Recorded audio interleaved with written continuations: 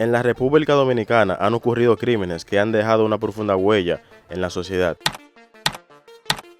Mami, me querían matar aquí en Cotuí. Tengo una mujer y un niño de rehén aquí. En este video te presentaré una recopilación de varios de esos crímenes, abarcando de los más notorios hasta los más oscuros y menos conocidos. Agarra tu palomita, que esto va para largo.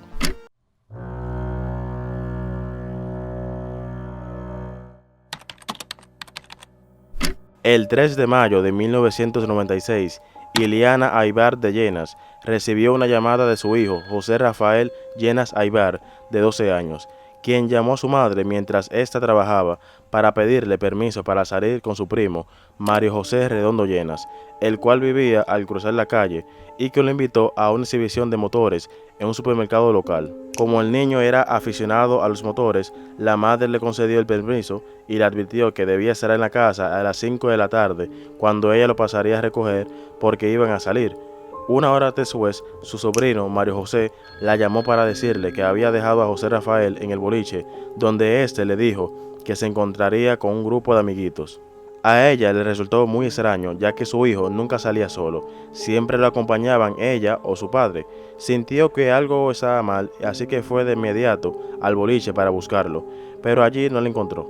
Después fue al supermercado y tampoco había exposición de motores. Pero su extrañeza fue mayor, ya que el niño no acostumbraba a mentir. Fue entonces cuando la madre del muchacho se comunicó con su primo, Guillermo Moncada Aybar, para que le ayudara a encontrar a su hijo. Luego de una intensa búsqueda por parte de la comunidad y las autoridades, un día después de su desaparición, el 4 de mayo de 1996, José Rafael fue encontrado muerto por unos campesinos de la zona, envuelto en cinta adhesiva, con las manos y pies atados, a medio zambullir en el Arroyo Hondo, a unos 24 kilómetros al noroeste de la ciudad en Perobrán. Su cuerpo, atado con cinta adhesiva, había recibido 34 puñaladas. En la escena del crimen fue encontrada la hoja de una mascota donde estaba escrito un número de teléfono que correspondía a una chica de nombre desconocido. Cuando la policía llamó a la muchacha y le preguntó su vinculación con el niño, esta explicó que era novia de Molinés Rodríguez, un amigo de José Rafael. Así fue arrestado Molinés Rodríguez, quien finalmente confesó que él y Mario José Redondo Llenas, el primo del asesinado, habían secuestrado al niño, lo amordazaron, lo metieron en el baúl de un carro y allí Redondo Llenas le propinó más de 30 puñaladas. Y tú dirás, bueno, ya aquí se resolvió el caso, se encontraron los culpables, vámonos para la casa. Y no, mira manito, en los casos presentados en este video habrá tres cosas en común. La primera es la falta de investigación por parte de las autoridades, háblese de las evidencias, los motivos del crimen, el número de personas involucradas en el caso, etc. La segunda es la escasa información de los casos proporcionada por las autoridades hacia el público. Y la tercera, las injustas condenas impuestas a los condenados. Bueno, como les decía, aún hay muchas incógnitas sobre el caso, como quiénes estuvieron involucrados, qué pasó exactamente ese día y por qué ocurrió el crimen. Es como si hubiera un velo de misterio alrededor de toda la situación. Vaquea esto, la escena en la que se encontró el cadáver fue revisada por las autoridades solo después de que decenas de personas habían pasado por ahí. Algunas de esas personas eran oficiales encargados, pero muchos otros eran personas cuyas identidades no fueron confirmadas y que probablemente los motivos podrían haber variado desde la simple curiosidad hasta la contaminación intencional de la escena. La autopsia perdió su valor científico porque se realizó después de que el cuerpo pasara por la funeraria. Esto llevó a la pérdida definitiva de pruebas valiosas, incluyendo detalles sobre las armas usadas y la cantidad de atacantes. Las supuestas armas homicidas jamás fueron encontradas. La ropa de la víctima y de los acusados se extravió en custodia de la policía, eliminando la posibilidad de cualquier investigación forense. Redondo Llenas alegó que Teresa Mejía de Palma, la entonces embajadora argentina en República Dominicana, su esposo Luis Palma de la Calzada y su hijo Martín Palma Mejía estuvieron involucrados en el caso, pero pronto Juan Manuel Molinés Rodríguez, el padre del niño, calificó de embuste y de fábula esa versión. Mario José Redondo Llenas, quien en ese entonces contaba con 19 años de edad, fue condenado a 30 años de prisión por el crimen. Está cumpliendo su condena en el Centro de Corrección y Rehabilitación de San Pedro de Macorís. Todavía le quedan 2 años de su condena. Por su parte, Juan Manuel Moliner Rodríguez, quien contaba con 18 años de edad en el 1996, fue condenado a 20 años de prisión por el crimen y fue puesto en libertad el 5 de mayo de 2016 tras haber cumplido condena en la cárcel de Najayo. Yo persuadirlo a él y yo me sentía muy nervioso, señoría. Yo estaba temblando y él estaba muy violento. Y yo, cuando él le quitó el cuchillo a José Rafael, yo no pude reaccionar. Yo no pude reaccionar en esa manera porque yo me congelé, o sea, mi cuerpo se puso duro y lo seguía peleando, pero luego yo me eché atrás y él continuó peleándolo. Y él se veía muy lleno de clavarle todas esas en la espalda. Le quedó el cuchillo acá. Y con esas heridas el niño se estremeció y cerró los puños. Y luego le colgó el cuello. Juan Miguel Bretón Mieses, mejor conocido como Mickey Bretón, fue un director, escritor y productor de la República Dominicana, nacido el 24 de octubre de 1960. Empezó su carrera en la televisión dentro de un show infantil conocido como La Casa de Pequitas. Viajando como estudiante hacia España, laboró en la televisión española y en una productora de videos. A su regreso en 1995, asumió como director y productor de diferentes programas para las cadenas televisivas del país, y luego, al lado de la actriz y periodista Nuria Piera, escribió y dirigió su primer proyecto, Al Filo de la Vida, en el que se iniciaba en el formato de historias dramatizadas, siendo transmitido desde 1999 hasta mediados de los 2000. En el 2004 dirigía su segundo y último trabajo, Relatos de Mickey Bretón, el cual fue un programa de televisión transmitido por el Canal 5 de Telemicro a partir del 2004, creado, producido y escrito por el mismo Mickey Bretón y acompañado por un elenco de actores locales, celebridades, presentadores de televisión e incluso cantantes del país, en su mayoría raperos. El programa era emitido episódicamente los domingos a las 10 de la noche y con 60 minutos de duración en cada capítulo. El programa ganó notoriedad dentro de la República Dominicana por tocar temas sensibles cargados de una alta crítica social como la delincuencia, la drogadicción, la vida pandillera, la violencia de género, el aborto, etc. El formato del programa era de relatos autoconclusivos presentados por el mismísimo Mickey Bretón, quien tanto al abrir como al cerrar el programa daba su opinión sobre la situación presentada.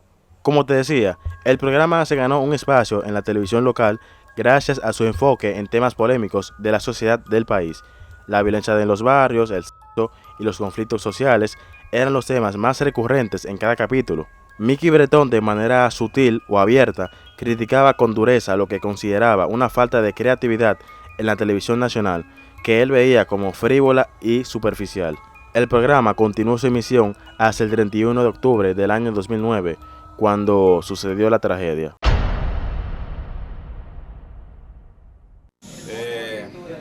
Con relación a la muerte del productor Mickey Bretón, anoche a las 8 la policía fue notificada. De inmediato se enviaron oficiales de la dirección. El 2 de noviembre de 2009 fue hallado el cuerpo de Mickey Bretón en la Cabaña Princesa, localizada en la avenida 30 de Mayo del Distrito Nacional. El cadáver de Mickey Bretón fue encontrado desnudo en el interior de la habitación número 3, ensangrentado, con la cara completamente desfigurada y magullada de golpes y con 12 apuñaladas en su cuerpo. La escena del crimen parecía una película de terror. Es como si uno de los episodios de su programa hubiera sido adaptado a la vida real. Las autoridades dominicanas se pusieron manos a la obra para encontrar al culpable de este caso. Así fue como al día siguiente, el 3 de noviembre, arrestaron a Jean Luis Valdés Flores, un rapero aficionado de 20 años, quien admitió haber ultimado a Mickey Bretón con heridas de arma blanca y golpes en la cabeza. Según sus declaraciones, Jean Luis había asesinado a Mickey Bretón en medio de una riña que sostuvieron dentro de la cabaña al no ponerse de acuerdo a un trato sexual al que llegaron momentos antes, cuyos detalles no diré porque no es parte del objetivo del video. También declaró que en esa circunstancia le había dado varios golpes y al ver que se estaba desangrando en el suelo, decidió utilizar un cuchillo que tenía en una mochila de trabajo para inferirles las heridas de arma blanca. Posteriormente escapó de la escena del crimen en la jipeta Kia Sportage negra, placa G20 3287, propiedad del mismísimo Mickey Bretón, la cual dejó abandonada en la calle 16 de agosto en Bonao. Mientras que en unos matorrales ubicados en el kilómetro 92 de la autopista Duarte arrojó varios documentos personales de Mickey que fueron encontrados por los oficiales investigadores. ¿Y tú te acuerdas que te dije que en este video iba a haber 3 patrones? Bueno, aquí sucede lo mismo. Oye esto. Antes de que Jean-Louis fuera atrapado, se habían arrestado a 2 sospechosos, pero no se dijeron los nombres porque estaban en medio de la investigación. Y se interrogaron verbalmente a algunas personas de las que trabajan en el motel. En el día de hoy, a este momento, hay 2 personas detenidas para fines de investigación y se sigue profundizando el proceso investigativo. Antes de su muerte, a Mickey Bretón lo habían robado 3 veces. Dentro de esos robos destacaba el robo de su auto, sucedido entre el 23 y 28 de agosto del año 2009, y también el robo de un bulto en su casa, el cual llevaba $2,000. Curiosamente, a Jean-Louis Flores se le había visto con esa misma jipeta días después del robo, paseándolo por donde él vivía, el barrio Capotillo, ubicado en San Cristóbal, diciendo que la había obtenido gracias a que tenía de pareja una mujer anciana que le estaba dando dinero, o sea, una sugar mami. Según la policía, habían varias hipótesis del caso, entre ellas que estaba acompañado de varias personas, y es que muchos dicen que resulta difícil creer que un tipo con poca complexión y un menor tamaño que Mickey Bretón hubiera hecho eso solo. Debe haber sido otra persona también, porque no me digas tú a mí que tú un trompón que tú me das a mí, tú me vas a noquear a mí y te va a dar tiempo a tú salir y buscar cuchillo y cuchillarme, o sea, y toda la pared ensangrentada. Tú puedes coger el teléfono, como él dijo, que con eso fue que él agarró el teléfono y le dio el telefonazo en la cara. Está bien, pero coño, la estatura de Mickey, el grosor de Mickey versus con este carajito, por un carajito de 20 años. Por eso se cree que hubo un segundo y hasta un tercer implicado en el caso. Las evidencias que refuerzan esta hipótesis son las siguientes. Primera, en la escena del crimen se encontraron 4 vasos, pero Jean-Louis Flores declaró que esto era porque él y Mickey Bretón había pedido 2 bebidas para los dos, y era por eso que había tal cantidad de vasos. La segunda es que se encontraron 3 condones usados, y lo más ilógico es que no se revisaron para obtener el ADN y así poder obtener más pruebas del caso. Y la tercera evidencia que refuerza esta hipótesis es una entrevista realizada por Alofoque en el año 2018 a un hombre de identidad reservada en el que confiesa haber sido partícipe en el asesinato de Mickey Bretón. Ok, por eso caíste preso. ¿Una sola vez ha quedado preso? No, yo caí 4 veces. La primera vez fue cuando era pelotero.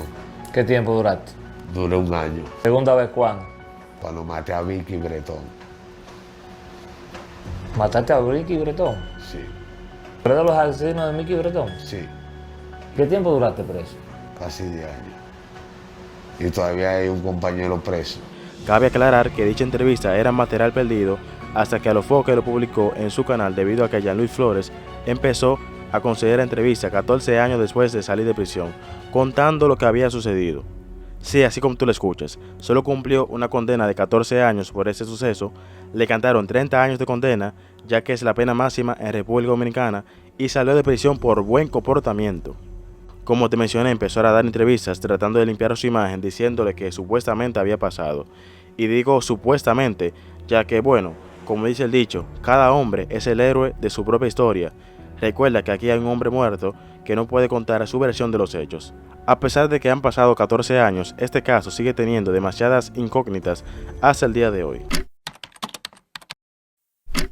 El 31 de agosto del año 2017, en la guama de Cayetano Hermosén, provincia Espaillat, fue encontrado en el interior de una maleta el cadáver de Emily Peguero Polanco, una chica de 16 años, quien al ser examinado su cuerpo se supo que había sido asesinada con 5 meses de embarazo.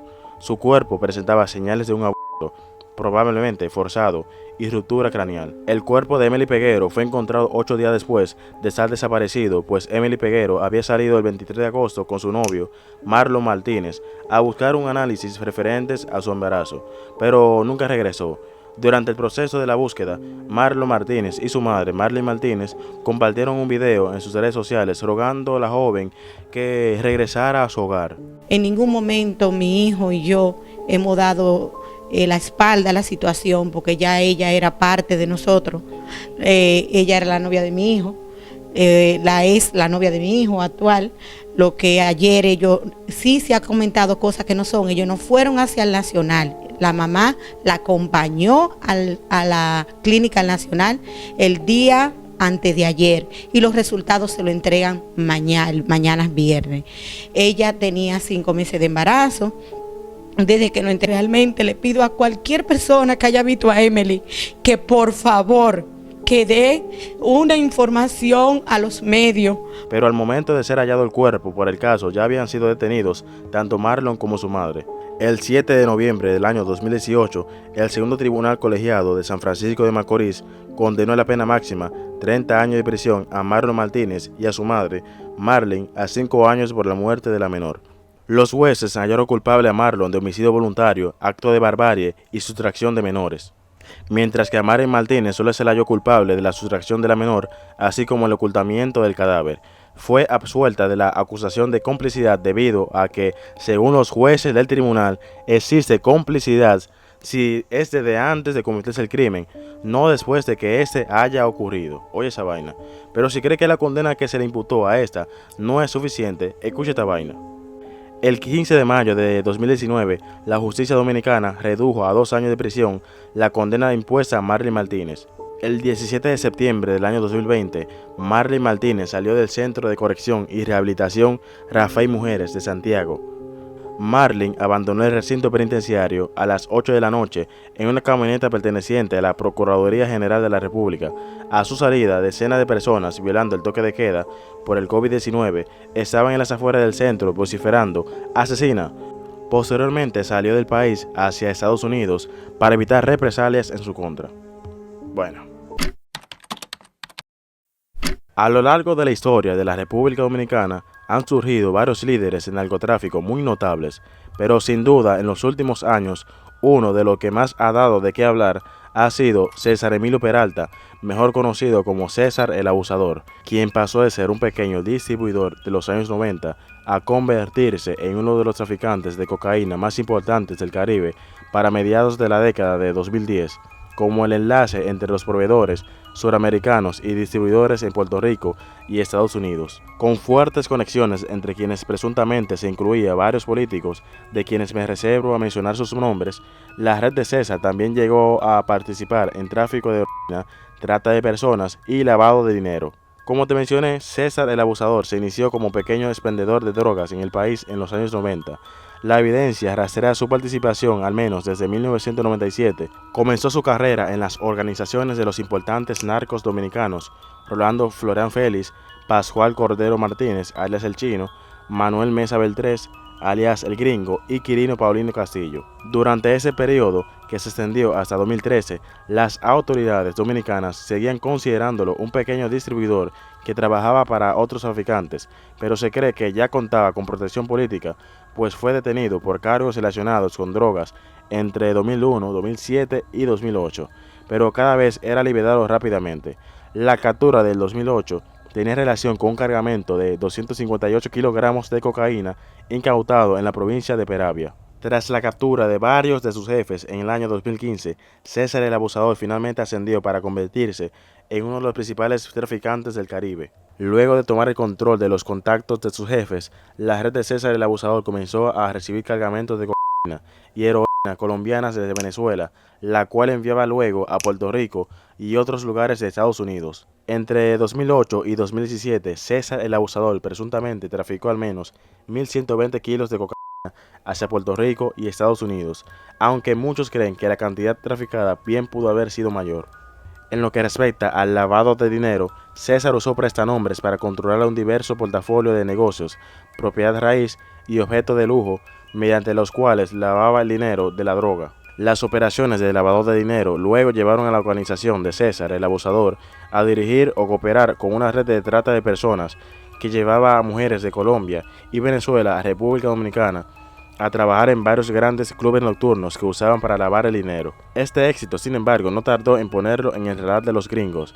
Así fue como el 11 de abril del 2019, César el Abusador fue imputado por el estado de Florida. Ese mismo día, 700 soldados, policías y fiscales fueron movilizados por República Dominicana, lo que llevó a las capturas de 3 lugartenientes suyos. Se cree que el mismo César huyó a Colombia ese mes, donde fue arrestado en Cartagena en diciembre de 2019. Fue extraditado a los Estados Unidos desde Colombia en diciembre de 2021 y actualmente se encuentra enfrentando cargos de tráfico de drogas en Puerto Rico. El 4 de febrero de 2018, en la calle Antonio Álvarez del sector de Riquillo, del kilómetro 8 de la carretera Sánchez, un olor nauseabundo abrazó a la comunidad. Nadie sabía de dónde provenía, hasta que los vecinos se percataron que dicho olor venía de la casa número 90. Este hogar llevaba varios días cerrado con candado, y es en ese preciso instante que los vecinos empiezan a extrañar a Ángela y Daniela de 6 y 10 años respectivamente, además de que tenían mucho sin ver a Rajamín de 9 años, quien acostumbraba a jugar con los demás niños del barrio. Los vecinos también desconocían el paradero de los tutores de esos niños y se preguntaban dónde estaban Reina Isabela Encarnación, quien era la madre, y Víctor Alexander Portoreal, quien era el padrastro de los infantes. Este último, mejor conocido como el chamán chakra o el metálico, por siempre andar vestido con ropa alusiva al heavy metal y andar en una Harley Davidson Fat Pop. El caso es que los vecinos se pusieron a averiguar qué estaba ocurriendo y por qué allí emanaba aquel extraño olor, y empezaron a golpear la puerta y vociferar para que alguien que estuviera adentro les abriera, pero no obtuvieron ninguna respuesta. Al ver esto, los vecinos no tuvieron más remedio que llamar a las autoridades para que intercedieran, y tras varias horas de espera, finalmente agentes de la Policía Nacional llegaron al lugar, subieron las escaleras hasta el segundo nivel, rompieron el candado de la puerta y lo que llegaron a ver fue una verdadera escena de horror. Lo primero que encontraron fueron 2 cuerpos en descomposición, completamente desnudos y boca abajo. Pertenecían a las 2 niñas, Ángela y Daniela, y estaban cuidadosamente colocados uno al lado del otro. Delante de estos estaba el cadáver del niño, Rajamín, colgado con una corbata alrededor de su cuello. En la habitación principal, escondida en un armario, se encontraba el cuerpo descompuesto de Reina Isabel con múltiples puñaladas. No había signos de que alguien había forzado la entrada, a pesar de que la cama estaba desarreglada y había uno que otro artículo fuera del lugar. Pero una persona estaba ausente en el hogar. ¿Dónde diablos estaba Chamán Chakra? Tras el hallazgo de los 4 cuerpos, las autoridades desataron la persecución contra el principal sospechoso del múltiple asesinato. Muchos creían que el Chamán Chakra iba a suicidarse tras cometer el hecho, quizás lanzándose al mar o colgándose en un árbol. Sin embargo, un día después del descubrimiento de los cadáveres, este se encontraba sentado en el Parque Mirador Sur, fumándose un cigarrillo y la espera de que los agentes policiales lo atraparan. Todo el mundo se preguntaba qué lo había motivado a asesinar a su esposa e hijastros. Chamán Chakra pronto confesó los detalles de sus actos. El principal motivo era que su pareja, Reina Isabel, se había enterado de que éste abusaba sexualmente de Ángela, la más pequeña de la casa. Reina se enteró de esto el 14 de enero de 2018, semanas antes del fatal desenlace, por lo que amenazó con denunciarlo ante la justicia. Sin embargo, no está claro si el impacto emocional, el miedo o el shock que le provocó la noticia la frenaron para acudir de inmediato a la Policía Nacional. Lo cierto es que dejó pistas de lo que descubrió. Y es que a través de conversaciones vía WhatsApp con una amiga, Reina contó la impotencia que cargaba sobre sus hombros al enterarse de lo que calificó de imperdonable, aberrante y feo. Aquel 4 de febrero de 2018, Chamán Chakra discutió con Reina en la habitación y terminó apuñalando en varias ocasiones. Posteriormente, entró su cadáver en el closet y actuó como si nada hubiera pasado. Luego salió de la habitación y vio a Daniela, a quien le pidió que fuera al colmado y comprara cigarrillos. En ese momento aprovechó que estaba solo con Ángela y la ahogó con sus manos, pues Rajamín se encontraba jugando en el primer piso con unos amigos. Tras Daniela regresar del colmado, también procedió a hacer lo mismo con ella. Ya estando los 2 cadáveres ahí, cometió necrofilia con los 2 cuerpos. Finalmente trancó la casa y fue en búsqueda del niño, con quien dio un paseo durante todo el día. Al caer la noche retornó a la residencia con Rajamín y perpetró su último asesinato a la con una corbata. El país estaba conmocionado. Nunca antes ni después había tenido que escuchar sobre un caso con detalles tan espeluznantes. Era Chamán Chakra contra República Dominicana. En un proceso judicial relativamente corto, Chamán Chacra fue condenado a 30 años de prisión, cuya pena cumple en la cárcel de San Pedro de Macorís. Chamán Chacra nunca apeló la decisión de los jueces y actualmente ya ha cumplido 6 años de prisión. No accede a ningún tipo de entrevista y su nombre simplemente se ha convertido en sinónimo de aberración y abominación. Si este crimen hubiera sido perpetrado en Estados Unidos, hubiera recibido como mínimo cadena perpetua, pero el Código Penal dominicano contempla como pena máxima 30 años de prisión para quienes cometen ese tipo de crímenes. Si bien los crímenes notorios dominan las noticias, en el siguiente nivel encontramos los crímenes conocidos. Aunque estos crímenes no fueron tan mediáticos como los del primer nivel, fueron ampliamente discutidos y también generaron gran interés público. Veamos qué es lo que tiene este nivel.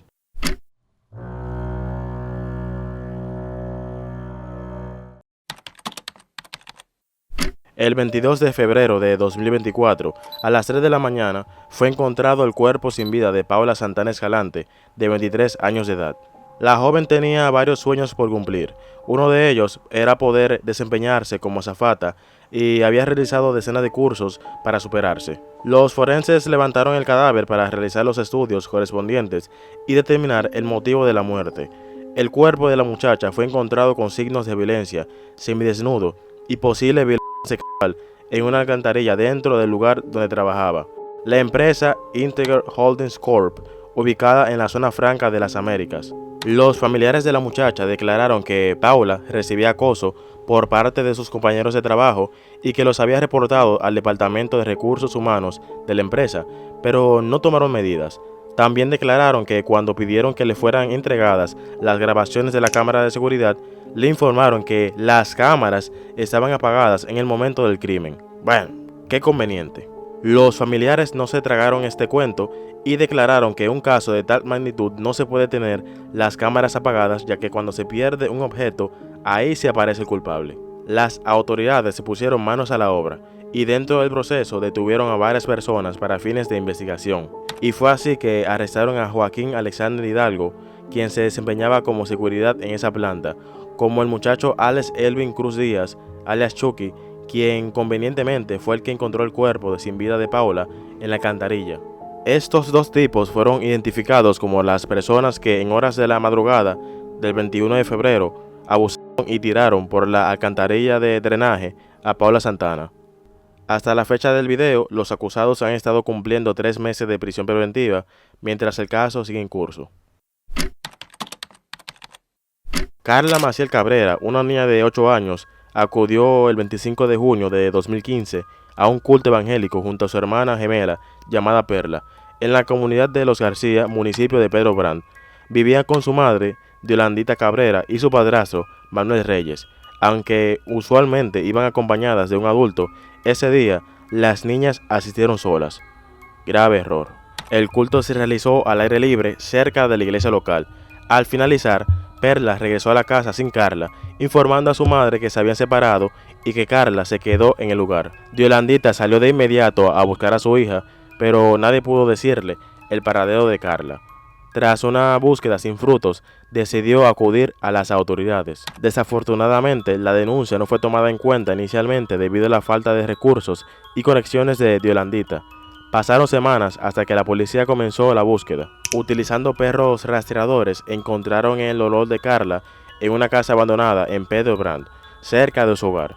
Las autoridades descubrieron que esa casa era frecuentada por Darwin José Trinidad Infante, de 23 años, con antecedentes de violación de menores. El día de la desaparición de Carla, Darwin fue visto con otro hombre, Juan Cabral Martínez, de 19 años, entrando a la casa abandonada. Debido a las sospechas, el 29 de diciembre de 2015, las autoridades detuvieron a estos dos tipos, quienes fueron sometidos a intensos interrogatorios. Luego de 8 meses de la desaparición de Carla, Darwin decidió confesar lo que había sucedido, y luego de esto guió a la policía donde había enterrado el cuerpo de la niña. Ya para el 16 de agosto del año 2016, más de un año después de la desaparición de Carla, las autoridades hallaron los restos de Carla en los alrededores de una finca del sector de La Cuava, pero no se pudo determinar la causa de la muerte, ya que el cuerpo estaba descompuesto. En cuanto a la declaración del presunto asesino, este aseguró que fue contactado por el doctor Hipólito Santana para raptar a la niña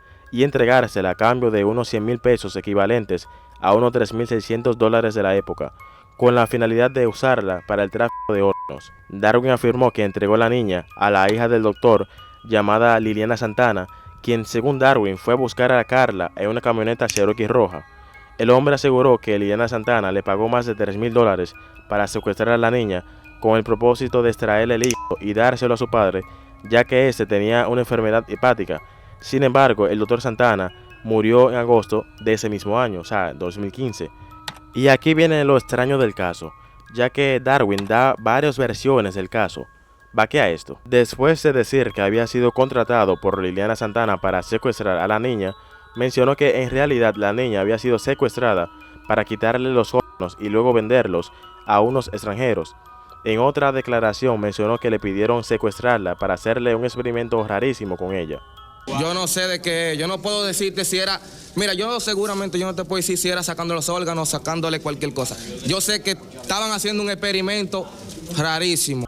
También declaró que cuando se encontró con Liliana Santana para entregarle a la niña, esta se la dio viva y que luego 3 días después se la entregó muerta, con una herida en el abdomen con forma de J y con los órganos extraídos.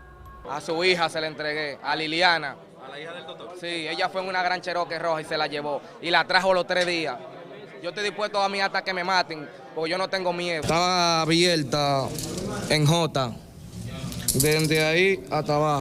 Pero posteriormente el Ministerio Público comprobó que el condenado involucraba a Liliana Santana como una forma de librarse de la responsabilidad penal de rapto, violación y posterior asesinato de Carla Maciel, pues muchos expertos que habían evaluado a Darwin lo diagnosticaron con trastornos de la personalidad antisocial, límite de la personalidad histriónica y narcisista, además de tener rasgos psicopáticos. Finalmente sentenciaron a Darwin José Trinidad Infante a la pena máxima de 30 años de prisión en el Centro de Reclusión y Rehabilitación de San Pedro de Macorís y a Juan Cabral Martínez en la cárcel de La Victoria. Al día de hoy, el caso de Carla Maciel sigue presente en las mentes y corazones de los dominicanos ante una muerte tan desgarradora de una criatura inocente, que al seguir pasando por la historia, es solo una de las penosas víctimas juveniles que han sido brutalmente asesinadas. No te puedo decir sin contestar esa pregunta. Esta es, o mejor dicho, era Esmeralda Richez Castillo, una joven de 16 años quien era amante de las redes sociales y disfrutaba hacer contenido. La muchacha fue encontrada muerta, desangrada en el baño de su casa por sus propios padres. La noche anterior a su muerte, su padre la notó pálida y desangrándose de manera anormal. No obstante, Esmeralda alegaba que no le pasaba nada y que la sangre era por la menstruación. Esmeralda falleció después de una salida con sus compañeras y un profesor del colegio. El nombre de dicho maestro era John Kelly Martínez. Las autoridades pusieron manos a la obra y de acuerdo a estas, la causa de su fallecimiento había sido por un posible aborto. Sin embargo, un reporte forense desmintió esta hipótesis y dio la verdadera causa de la muerte.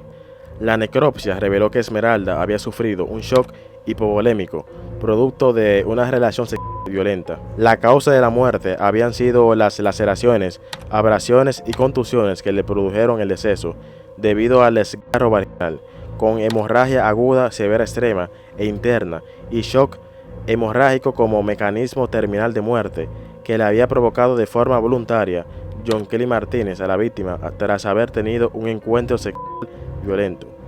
Bárbaro. Inmediatamente se captura a John Kelly Martínez. La fiscalía solicitó 12 meses de prisión preventiva en contra de John Kelly Martínez como principal sospechoso de la muerte de Esmeralda, mientras que pidió la imposición de presentación periódica en contra de Rubiel Morillo Martínez, primo del acusado, por su complicidad en el hecho. El tribunal dictó el 13 de marzo de 2024 20 años de prisión contra John Kelly Martínez, además de pagar una indemnización de 2 millones de pesos dominicanos, equivalente a un poco más de $33,700, acusándolo de violación sexual contra Esmeralda.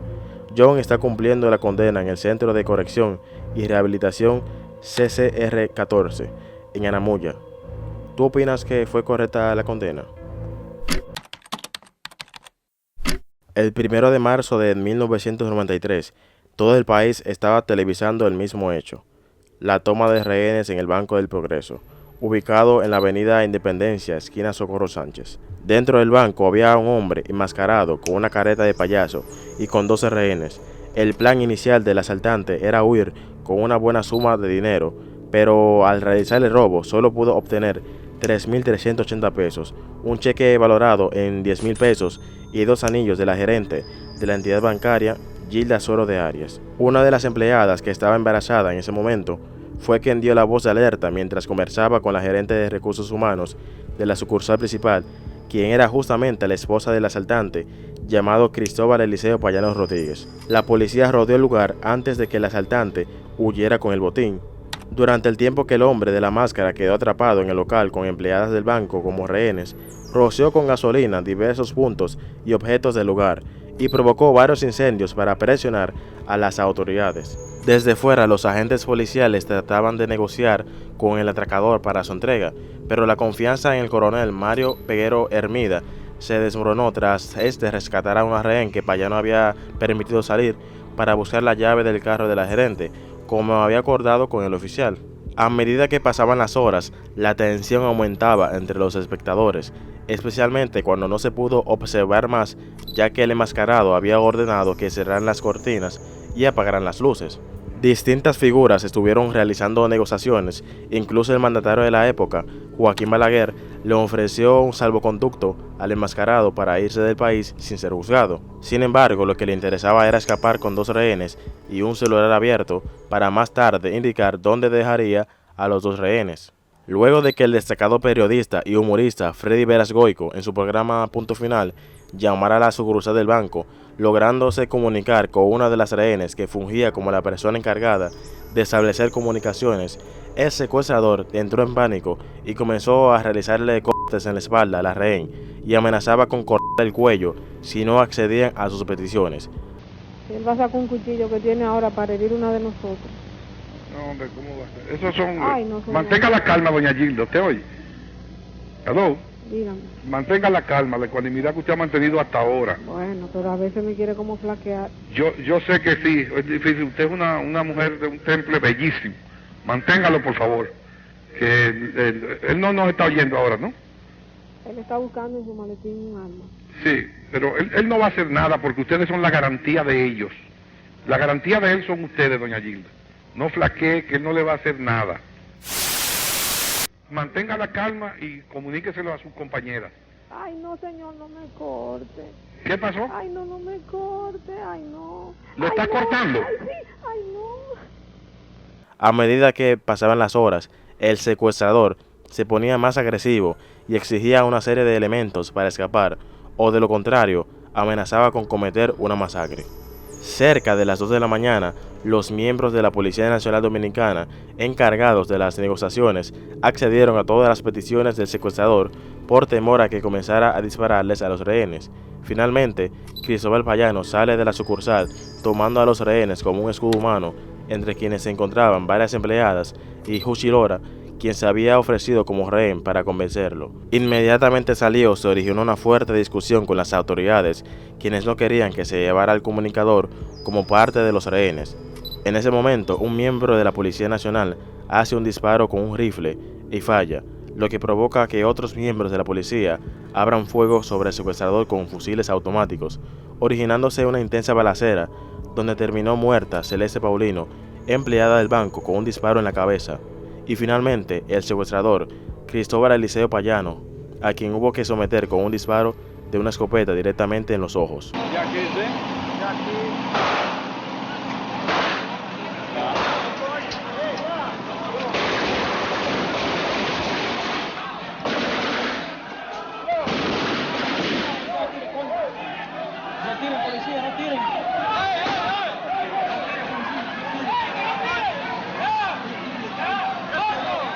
En los videos del hecho pareciera que el disparo que le cegó la vida a Celeste Paulino provenía desde el suelo, donde el secuestrador se encontraba herido, aunque se rumora también que el disparo fue realizado por uno de los fusiles de los miembros de la Policía Nacional.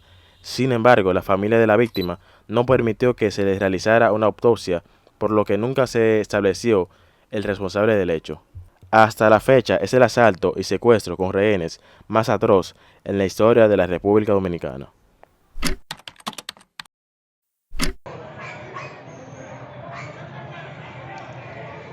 Lo que estás viendo en pantalla es el enfrentamiento entre la Policía Nacional y un solo hombre. Sí, así como lo oyes, durante 7 horas Daniel Guerrero, mejor conocido como el ebanista, se atrincheró en un taller de ebanistería con sus 2 granazos y se enfrentó a la policía después de haber matado a 3 personas. Los supuestos motivos parecieron ser la ira y la impotencia que lo llevaron a tomar la justicia por sus propias manos. Pues, según sus vecinos, Daniel era un hombre trabajador y tranquilo, pero estaba harto de los robos en su taller y de los jóvenes drogadictos que frecuentaban su zona. En un video grabado días antes de la tragedia, se le ve quejándose del robo de un apiario. Muy buena tarde, gente bella. Mire aquí todo lo que me hicieron esta gente buena aquí. Mucho cariño que le tengo. Aquí me acabaron con un apiario. No me han acabado, me dieron un cocotacito. Me le pegaron candela y me llevaron unas cuantas, pero qué va. Yo desesperado por verlo. Aquí estoy yo que no quiero ni comer, con tal de ver. Yo le pedí al creador que me diera la oportunidad, nada más, para yo agarrarlo. Familiares y amigos dicen que Daniel había denunciado la situación al menos 3 veces, pero las autoridades nunca le hicieron caso, lo que llevó a una tragedia inevitable. El 15 de septiembre del 2022, Daniel Guerrero se encontraba pintando un mueble cuando vio que se acercaban varios de los muchachos piperos fumando tabaco de marihuana y cherchando. El ebanista les llama la atención y les dice lo siguiente: se acaba la chercha hoy, prepárense que vengo para afuera, se van a morir si no se arrepienten. En eso, uno de los muchachos reta al ebanista y le dice que no iba a hacer nada, que siempre hacía amenazas y nunca las cumplía. Esto provoca que los otros muchachos también se alboroten y empiezan a discutir con Daniel, diciéndole que sacara la escopeta y le iban a hacer comer la escopeta, refiriéndose a que este no tenía los granazos para hacerlo. Ante esta situación, el ebanista entra tranquilamente a sus muebles y el compresor con el que estaba pintando. Luego agarra su escopeta, sale con esta y apunta a Neuri Caraballo, que se desempeñaba como motoconcho, disparándole primero en el cuello y luego en la cabeza para asegurarse de que muriera. Rápidamente Fernando Joenny de Mota se dirige hacia un colmado para refugiarse, pero el colmado cierra rapidísimo y Daniel aprovecha y apunta hacia su espalda, dándole un tiro directo al corazón. Aunque ese duró desangrándose varios minutos, finalmente murió. Luego apunta hacia otro muchacho que salió corriendo hacia una casa de uno de sus familiares, pero solo llegó a herirlo en uno de sus brazos. Al ver que no podía alcanzarlo, dejó de dispararle. En ese momento, un chico llamado Gamaliel Mota García, de unos 27 años, que no tenía nada que ver con el problema y quien era muy amigo del ebanista, sale de su casa preguntándole qué estaba haciendo. Esto con el objetivo de tratar de convencerlo de que dejara de disparar. Desafortunadamente, Gamaliel sufre el mismo destino y recibe un disparo del ebanista, muriendo instantáneamente en el acto. El ebanista sale a buscar al muchacho que había iniciado la discusión para también darle su plomazo, pero no lo encontró. Entonces entra tranquilamente a su taller con su escopeta en mano. Después de esto, una patrulla preventiva acudió al lugar debido a una alerta del sistema de emergencia 911 que informaba sobre una persona realizando disparos en el callejón Guaymate del sector de Villa Pereira, en La Romana. Al llegar, los agentes encontraron 3 personas muertas tiradas en el pavimento y procedieron a buscar al autor de los disparos, quien ya se había atrincherado en su taller de ebanistería. En esas circunstancias, el segundo teniente Manuel Moisés Hernández, junto a los rasos Luis Carlos Reyes, Moisés Santana Navarro y el cabo Adelín Alberto Maldonado, intentaron ingresar al taller para arrestarlo. Sin embargo, Daniel había improvisado una trinchera con varias maderas y ya los había visto antes de que la policía entrara. Realizó varios disparos de la escopeta, matando al teniente Moisés Hernández e hiriendo a los demás oficiales. El ebanista, tras matar al oficial y herir a los alistados, les quitó sus armas de reglamento, incluyendo un fusil AK-47 calibre 7.62 milímetros, y luego hirió al sargento Pedro Alejandro González Sánchez. Horas más tarde, un equipo de operaciones especiales, SWAT, de Santo Domingo, llegó al lugar y también fueron recibidos a tiros, resultando herido el cabo Jorge Luis Cuevas Pérez. Finalmente, Daniel se asomó a la puerta disparando contra los miembros policiales, quienes se vieron obligados a repeler la agresión, dejando a Daniel con múltiples heridas de bala.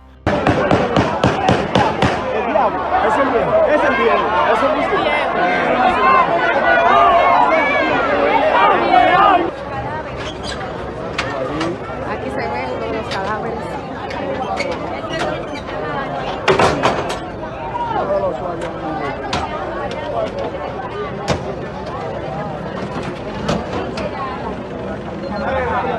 Las autoridades recuperaron el fusil, la pistola del oficial fallecido y la escopeta que utilizó en el hecho. Luego del suceso, la Policía Nacional informó que en su sistema no aparecía ninguna denuncia de parte del ebanista.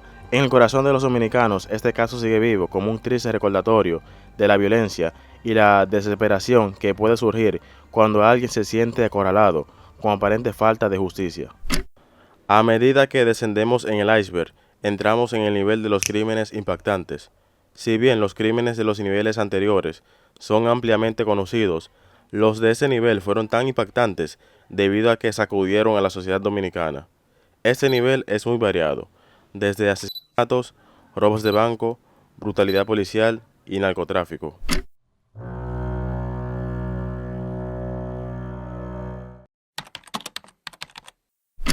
El 14 de septiembre de 2016 ocurrió un hecho sin precedentes en la historia de la República Dominicana.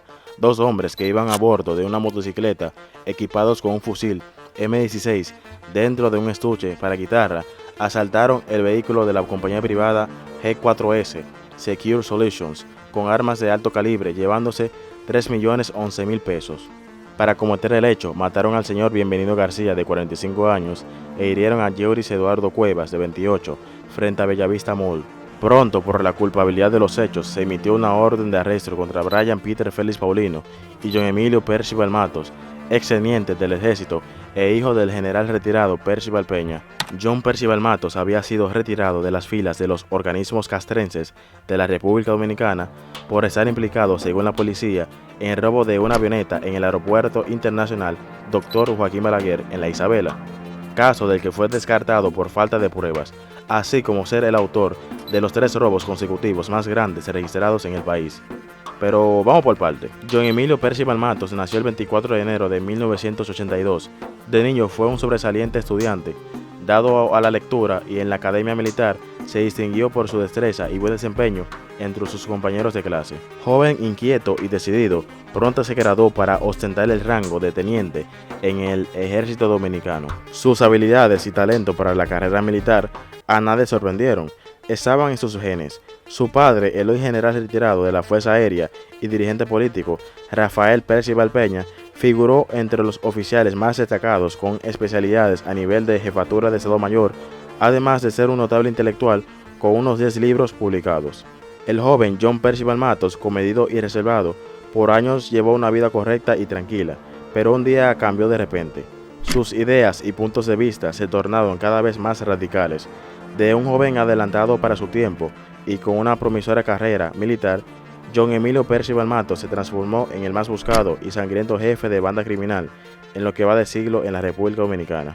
Percival Matos saltó a la fama delictiva al ser responsable del robo de una aeronave del grupo Punta Cana de uno de los hangares en el aeropuerto Dr. Joaquín Balaguer, la cual llevaba a Venezuela en octubre de 2011.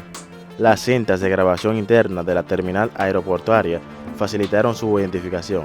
Según las autoridades, Percival Matos recibió $350.000 para perpetrar el robo en complicidad con otras personas. A pesar de la gravedad del suceso, el entonces primer teniente salió ileso frente a una eventual condena judicial por los vacíos legales del Código Penal en vista de que la prueba del crimen, la aeronave sustraída, estaba en otro país. Pero abusando de su suerte, Percival Matos volvió a las andadas y la ciudadanía escuchó de nuevo su nombre, esta vez como jefe del crimen organizado, cuando se le implicó en el robo a mano armada de la sucursal del Banco BHD de la tienda La Sirena, sucursal de Villamella, el 4 de agosto de 2016. La banda se llevó 1.400.000 pesos y resultaron heridas 3 personas. Posteriormente se le atribuyó el robo y asalto a un camión de valores en Bellavista Mall el 14 de septiembre de ese mismo año, donde perdió la vida el vigilante Bienvenido García Núñez y resultó gravemente herido Jerwin Eduardo Cuevas Perdomo. Percival Matos y su banda pusieron en jaque a la policía y a la opinión pública.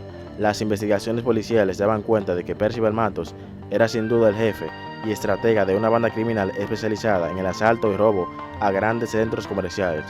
Además de él, la red estaría conformada por Francisco Alberto de Jesús Caraballo, Brian Peter Félix Paulino, Keila Indira Arias, la cual era pareja sentimental de John Percival, y Rafael Antonio Peralta Lora. Casi en el olvido del país, John Percival Matos se lanzó otra vez y asestó un nuevo golpe criminal. El asalto a plena luz, rompiendo la paz navideña al supermercado Plaza Lama de la avenida 27 de febrero, robando de la sucursal del Banco Popular 3.7 millones de pesos y $25.000, el mayor botín conseguido por la banda hasta ese momento. Este hecho sería definitivo porque en su contra se desató la más fiera de las cacerías.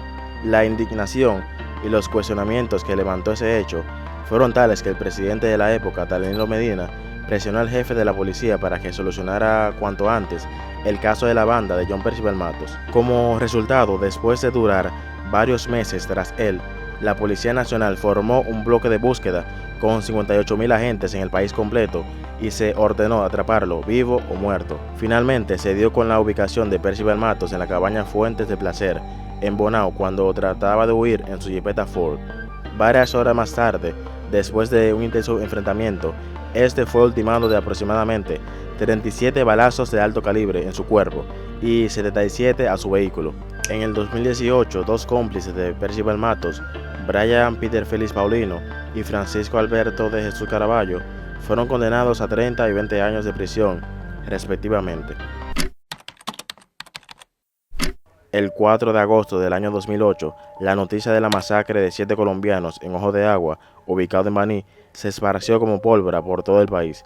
Cuando las autoridades llegaron al lugar del crimen, encontraron que las víctimas habían sido asesinadas a tiros con armas de fuego cortas y de alto calibre. De este hecho solo sobrevivió el nicaragüense Orin Clinton Gómez, quien reveló detalles cruciales. Según su testimonio, el 2 de agosto salió de la isla San Andrés junto a los colombianos Enrique Martín Gutiérrez, alias El Guachi, Apolinar Altamiro Cuellar y Giovanni Alejandro, rumbo a República Dominicana con 1.300 kilos de cocaína. Llegaron a la República Dominicana pasadas las 7 de la noche y El Guachi contactó a Atencio Vargas, un jefe de la organización que operaba entre Baní y Colombia. Luego se dirigieron a Playa Villega en Asua, donde fueron recogidos en una jipeta y llevados a una casa en Paya. En Paya, varios individuos con armas largas y cortas los sacaron del vehículo, los esposaron y los llevaron a un terreno cercano a una plantación de caña. Los dividieron en dos grupos y los pusieron frente a los faroles de los vehículos.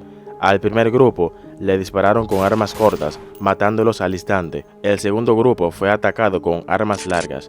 Orin Clinton Gómez recibió 3 disparos, pero se hizo el muerto y logró sobrevivir. Orin Clinton Gómez identificó al exmayor Medina Abud, apodado El Comando, como uno de los atacantes. Los responsables fueron imputados por narcotráfico, homicidio múltiple, asociación de malhechores y lavado de activos a 30 años de prisión, mientras que a Orin Clinton Gómez le dieron 20 años de prisión. Curiosamente, Medina Abud inicialmente quedó fuera del expediente, pero posteriormente fue condenado a 20 años de prisión por matar a su vecino, Piti Montero, quien lo acusó de robarle la electricidad.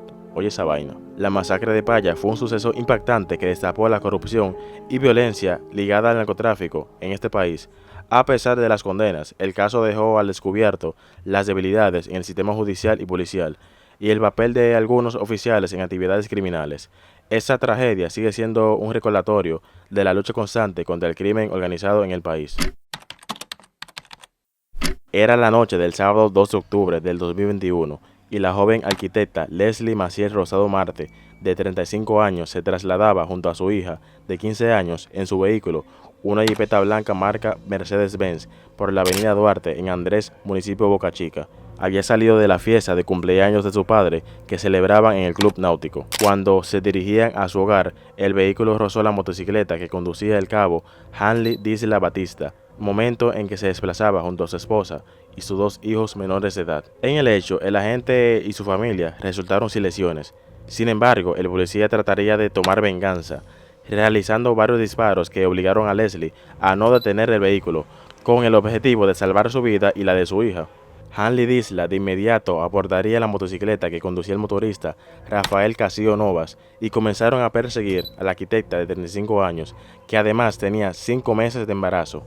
El policía volvió a realizar disparos al llegar próximo a la zona de la playa de Boca Chica, pero estos solo impactarían el vehículo, uno cerca de la placa y otro que se incrustó en el neumático trasero derecho.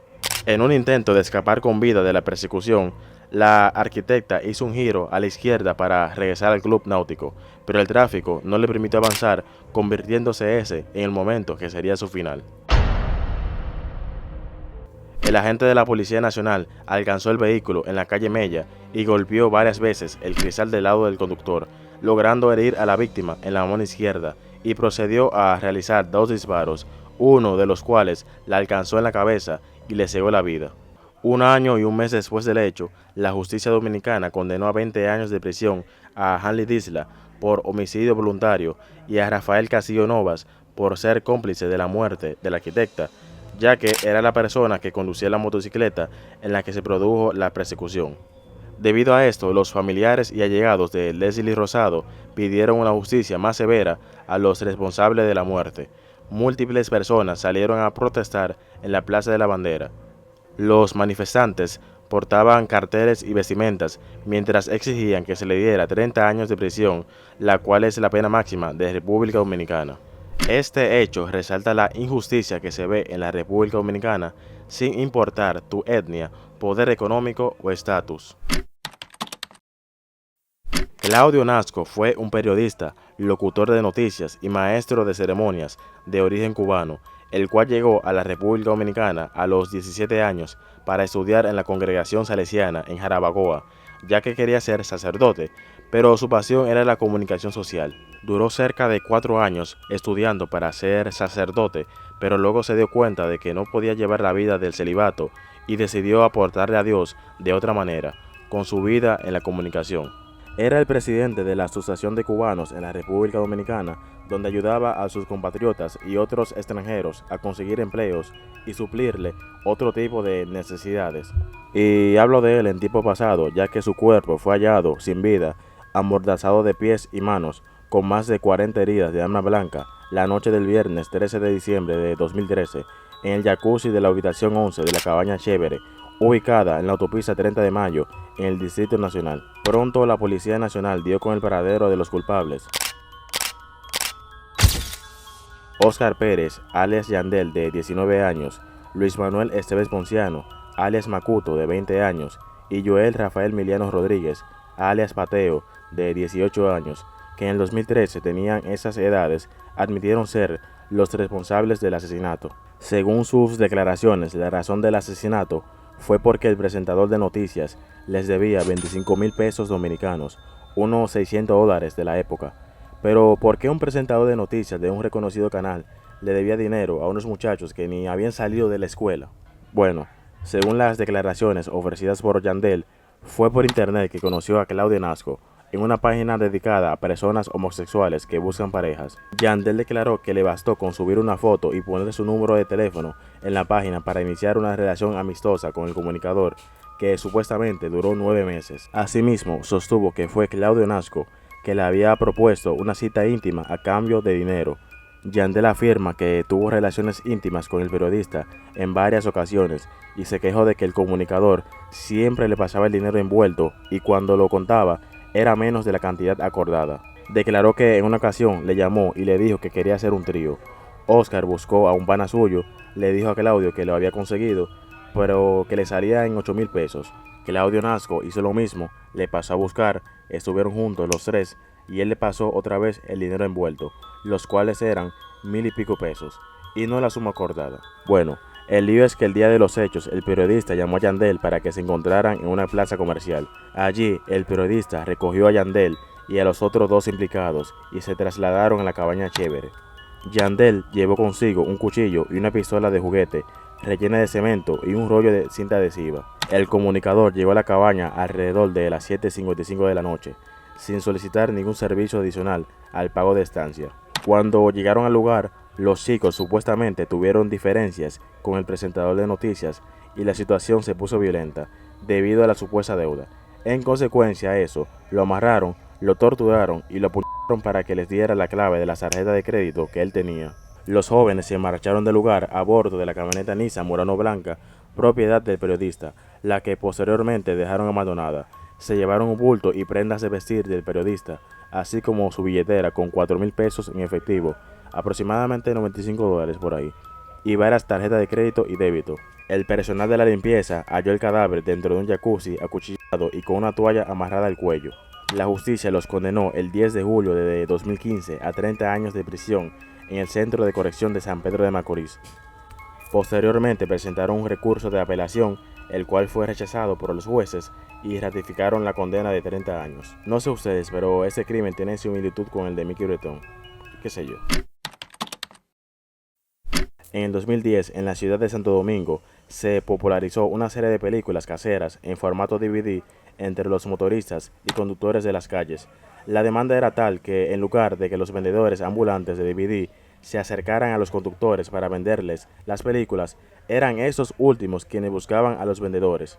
Sin embargo, el protagonista de estas películas no era un actor de Hollywood, sino el hombre más buscado en la República Dominicana en ese momento, José Figueroa Agosto, alias Junior Cápsula, alias Ángel Rosa, alias Cristian Almonte Peguero, alias Ramón Sánchez, alias Felipe Rodríguez de la Rosa, alias, bueno, ya tú sabes cuántos nombres tenía ese hombre. La razón de la fama de estos videos eran que mostraban al narcotraficante en escenas teniendo, ya tú sabes qué, con varias mujeres. Bueno, como te mencioné, fue el hombre más buscado en Puerto Rico y la República Dominicana al mismo tiempo. En un momento anterior de su carrera en el negocio de las drogas, José Figueroa Agosto mató a una persona en Puerto Rico que creía que le había robado cocaína, un delito por el cual fue condenado a más de 200 años de prisión en el año 1995, pero 4 años después salió de la prisión por la puerta principal con un permiso de liberación falsificado, muy probablemente con la ayuda de guardias conspiradores. Después de su escape,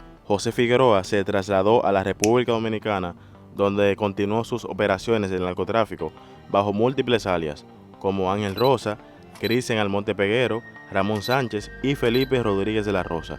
Bajo el nombre de Felipe Rodríguez, se promovía como decorador entre las clases media y media baja. Bajo el nombre de Ramón Sánchez, se codeaba con la clase más baja y media baja de República Dominicana, donde se encargó de elaborar las redes del sicariato y narcotráfico. Se cree que su organización llegó a controlar hasta el 90% del tráfico de estupefacientes a través de la República Dominicana y Puerto Rico en el apogeo de su poder. Eso llevó al puertorriqueño, que disfrutaba un estilo de vida lujoso, usar varias identidades falsas e incluso recurría a la cirugía plástica para evadir la captura. Mira qué cambiado se ve. La vida de Figueroa Agosto como fugitivo llegó a su fin en 2010. Tras años de investigación y seguimiento, las autoridades dominicanas, en colaboración con agencias de seguridad estadounidenses, lograron capturarlo en Puerto Rico. Su arresto desató un escándalo mediático, especialmente porque varios de sus videos íntimos y comprometedores con diversas mujeres fueron filtrados al público, aumentando más su popularidad. José Figueroa Agosto fue sentenciado a 30 años de prisión por cargos de narcotráfico, pero no duró ni 10 años en prisión, ya que fue liberado el 27 de marzo del 2020. Bueno, mejor no digo nada. A partir de este nivel, vamos a entrar en lo más oscuro del iceberg de los crímenes de RD.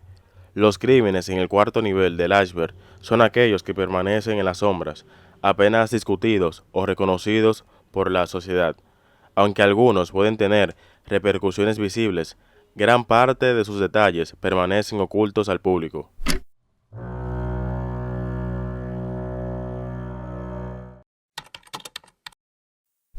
Héctor Méndez de la Cruz Galvez fue un reconocido banquero durante el gobierno del presidente Salvador Jorge Blanco, el cual se desempeñaba como casacambista de una cadena de casas de cambio. Desempeñaba esa función hasta que el 5 de enero del año 1985 fue hallado su cadáver junto al de Napoleón Reyes. ¿Y qué pasó? Bueno, el empresario fue secuestrado en el parqueo de su apartamento, que estaba ubicado en el edificio Pietro Tours, en la avenida Francia 125, próximo al Palacio de la Policía Nacional. Napoleón Reyes era chofer de la empresa de Pietro Tours y no tenía ninguna relación con Héctor Méndez. Se cree que este fue secuestrado porque fue a llevar la camioneta de la empresa al edificio y presenció el momento del secuestro de Héctor Méndez. Ambos habían desaparecido el día anterior del descubrimiento de los cadáveres, y las autoridades iniciaron una búsqueda intensa por todo el país. Sobre este homicidio hay 3 hipótesis del por qué sucedió. La versión oficial es que se trató de un atraco. La otra dice que Méndez estaba siendo extorsionado por un alto oficial de la policía que constantemente le exigía dinero y que además le estaba exigiendo poner a circular en el mercado de divisas $500,000 falsos que habían sido incautados. Y la tercera versión, que es la más conocida, es que esa muerte fue ordenada desde el Palacio Nacional. Esta seria acusación fue sostenida por Vincho Castillo, que señalaba directamente a Hathaway de Camps y a Salvador Jorge Blanco como los que ordenaron dicho asesinato, porque supuestamente las especulaciones de Méndez con el dólar mantenían en constante aumento la tasa de cambio, y esto afectaba al gobierno de Jorge Blanco por los altos niveles de inflación que generaba. Pero bueno, esta versión no es muy creíble debido a que la subida de la tasa de cambio en RD se debió a factores externos que afectaron a casi todos los países de Latinoamérica durante la década de los 80 y que causaron el mismo efecto en casi todos ellos. En este video de mayo de 1994, Vincho Castillo repite esa versión en el programa Cuarto Poder sin presentar ninguna prueba. Llega a la... De Can le llamó asesino públicamente a usted y cobarde. Sí, como él tiene el asesinato de Héctor Méndez y el asesinato de Napoleón Reyes y no lo han interrogado, y que fue una cobardía inmensa de parte de él y Jorge Blanco, mandar a asesinar a esos hombres y después mandar a asesinar a los hermanos de la Cruz Gálvez. Y tienen otros asesinatos, como el administrador del diario El Sol. Por eso la versión de la extorsión y de los dólares falsos es más creíble, ya que, por ejemplo, en el año 1985, el periódico Hablan los Comunistas publicó 2 reportajes sobre el tema diciendo que Méndez pudo decir a un amigo horas antes de su muerte que el oficial que lo estaba extorsionando lo tenía cansado, que a razón de 10,000 pesos semanales ya llevaba 350,000 pesos entregados y que ahora le pedía 150,000, dizque para comprar un solar y hacer su casa, aparte de que le introdujera al torrente de dólares $500,000 que había confiscado recientemente llegados de Panamá, dándole el cambio en pesos dominicanos. Héctor Méndez le aseguró a ese amigo que eso se cambiaría esa misma noche en una reunión que sostendrían. El jefe de la policía estaba por lo menos enterado del chantaje y de las presiones sobre Héctor Méndez. El 17 de junio del año 1985, el jefe de la Policía Nacional informó que había apresado a uno de los autores del crimen de Héctor Méndez y de los hermanos de la Cruz Gálvez, los cuales estaban dedicados al negocio del cambio de dólares, al igual que Héctor Méndez, y que fueron asesinados en junio de ese mismo año. Según la policía, el apresado era Juan Bautista Peguero, alias Mayo.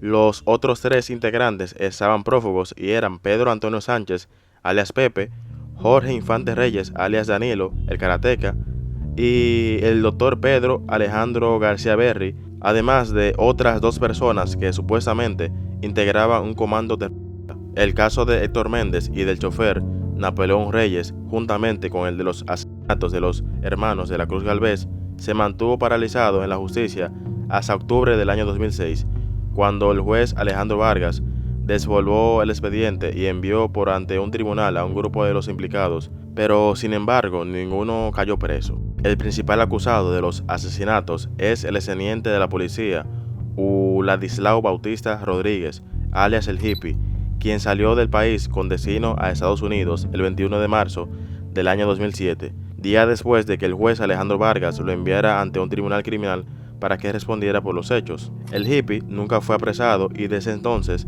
reside en el estado de Nueva York, sin que se sepa mucho de él. Los casos de Héctor Méndez, Napoleón Reyes y los hermanos de la Cruz Gálvez quedaron en la impunidad. Víctor Daniel Herarte fue un destacado estilista, maquillador, creativo, coreógrafo y productor de eventos dominicano, conocido por su talento y contribuciones en diversas áreas artísticas. Fue el único dominicano acreditado en la Asociación Internacional de Floristas, lo que le permitió participar anualmente en congresos internacionales, compartiendo su visión y estilo único en países de todo el mundo. En 1938, Víctor Herarte se trasladó a Santo Domingo, donde rápidamente se integró al equipo de trabajo de la famosa presentadora Charitín Goico, conocida como la Rubia de América. Junto a ella, Herarte trabajó en su propuesta televisiva en Puerto Rico, mostrando su versatilidad y creatividad. Además, Víctor era una figura emblemática del Carnaval de Santiago, participando activamente durante más de 40 años en el ámbito de la coreografía y la organización de eventos creativos, corporativos y bodas. Su pasión por el carnaval lo llevó a planear 2 importantes proyectos, un bulevar en Los Jardines y una gala de carnaval que planeaba realizar en la Plaza Valerio. Sin embargo, estos sueños no se concretaron, ya que el 20 de octubre del año 2022 su cuerpo fue encontrado sin vida en su residencia en el sector Los Jardines, en Santiago. El principal sospechoso era el haitiano Jaquim Michel Alas Jr., de 22 años, ya que a través de las cámaras de vigilancia se observa a Jr. abordar junto a Víctor la camioneta Toyota Hilux color negro desde el mercado Hospedaje Yaque hasta la residencia de Víctor Herarte en la calle Aquiles Ramírez del sector Los Jardines, donde este pagaría los guineos que le había vendido Junior en el mercado.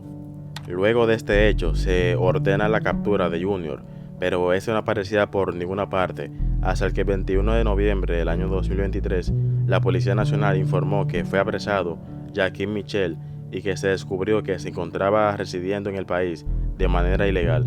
Por este hecho se le impuso 12 meses de prisión preventiva como medida de coerción. Según la fiscalía, al llegar al lugar, Junior exigió un dinero extra que presuntamente Víctor había ofrecido, por lo que lo golpea con intenciones de matarlo y luego lo estrangula y abandona la casa. Este caso está como muy raro. Sinceramente no sé por qué tú rayos vas a matar a alguien porque no te pagó un dinero extra de lo que tú estás vendiendo, así como así. Dime en los comentarios qué tú opinas de este caso. Jeffrey Alexander Tavares, un joven de 27 años, fue asesinado cuando llegaba en su vehículo en su casa junto a su pareja sentimental. Los criminales balearon el vehículo en momentos en que solo él se encontraba a bordo, puesto que su esposa ya se había desmontado. Pero para entrar en contexto, hay que hablar un poco de su historia. Bien, Jeffrey era un joven muy determinado y emprendedor, quien a su corta edad ya había logrado cumplir sus sueños. Era propietario de Papichulo Rent a Car, o sea, un lugar para rentar vehículos, y de Papichulo Vape y Hookah, un establecimiento de ventas de accesorios y complementos para hookah. Era aficionado a los buenos vehículos, la moda, las prendas y la música, y vivió en Bonao sin inconvenientes, pues según varios conocidos, fue un joven humilde que mantuvo las amistades de su infancia y se recreaba en las calles como cualquier otro joven. Todo esto lo había conseguido gracias a que había ganado una demanda de $3 millones en los Estados Unidos por un accidente que tuvo en el trabajo, y con una parte de este dinero se desplazó a Bonao, donde invirtió comprando negocios. Ahí conoció y se enamoró de Daniela Burgos Payano, con la que procreó un bebé de 7 meses y dejó embarazada con 19 semanas antes de su muerte. Ya conociendo más o menos su historia, trasladémonos al día del hecho. El 23 de abril del 2018, Jeffrey y Daniela llegan a la vivienda que compartían en Bonao en horas de la madrugada. En el video se ve cuando la mujer sale del auto, abre las puertas que dan acceso a la casa y pone las manos en alto. De repente aparecen detrás del coche 3 sujetos. Uno de estos abre el coche del copiloto para entrar al auto y el otro realiza varios disparos a Jeffrey. Este último da reversa en un aparente intento por escapar, pero desafortunadamente no sobrevive, ya que los sicarios disparan 20 veces contra Jeffrey, impactándolo con 7 balazos. Por el hecho fueron puestos en prisión preventiva Daury Manuel Burgos, Andy Ferreira Núñez, Pedro Luis Enríquez, David Adames Villamán y Daniela Burgos, quien fue señalada como la autora intelectual de los hechos. Pues según las investigaciones, Daniela habría pagado la suma de 300,000 pesos, una cadena y el anillo de oro propiedad de Jeffrey a los sicarios contratados para matarlo. Pero debido a que estaba embarazada, la justicia dominicana sustituyó la prisión preventiva de Daniela por una garantía económica de, atento, 300,000 pesos, la misma cantidad que le pagó supuestamente a los sicarios. Aparte de la garantía económica, la libertad de Daniela fue avalada por una visita periódica al tribunal e impedimento de salida del país, mientras que a los demás imputados les fue ratificada la prisión preventiva por más meses, incluyendo el hermano de Daniela, Daury Burgos. A la fecha del video, los implicados en el crimen de Jeffrey no han recibido condena, porque siempre aplazan el juicio. Un caso demasiado triste y lamentable.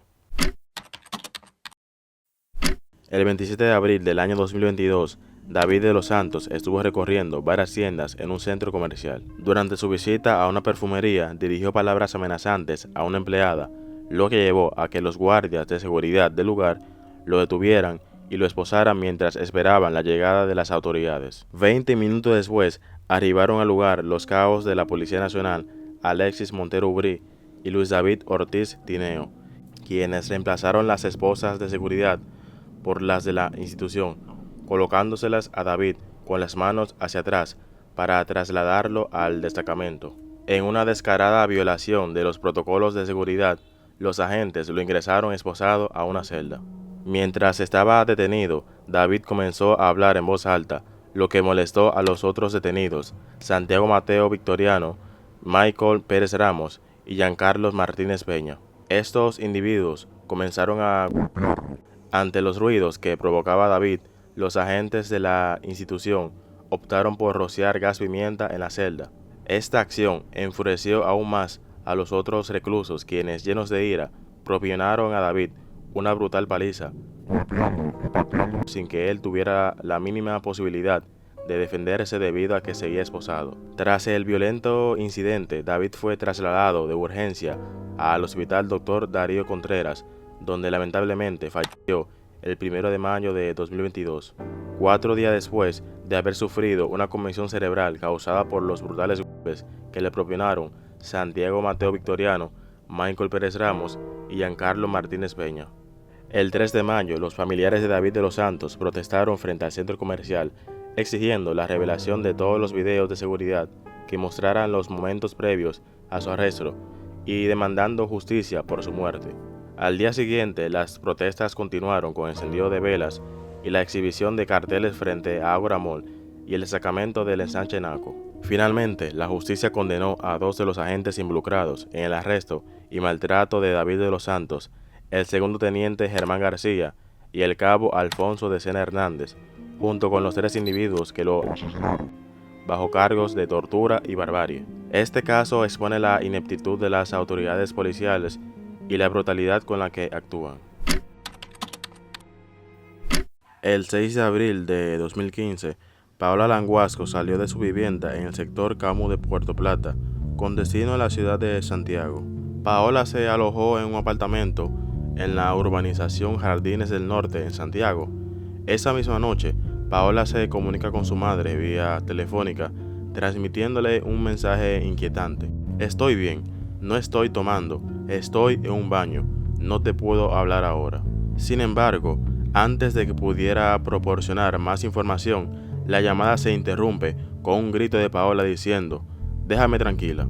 Esta última frase parecía ser una respuesta a otra persona y había sido el último contacto que Paola tuvo con su familia. ¿Y qué pasó? Bueno, horas más tarde Paola envía una fotografía a su primo, Martín Osiris Acosta, a través de WhatsApp. En la imagen aparece junto a su acompañante, Ambioris Nepomuceno.